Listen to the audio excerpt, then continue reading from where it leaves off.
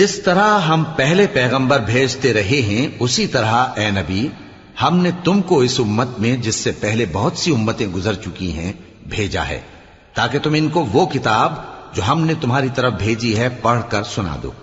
اور یہ لوگ رحمان کو نہیں مانتے۔ کہہ دو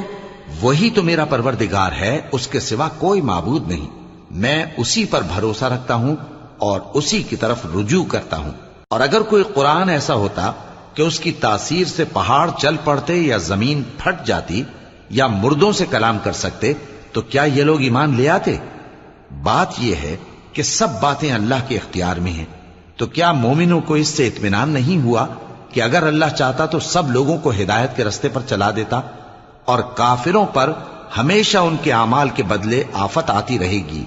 یا ان کے مکانات کے قریب نازل ہوتی رہے گی یہاں تک کہ اللہ کا وعدہ آ پہنچے۔ بے شک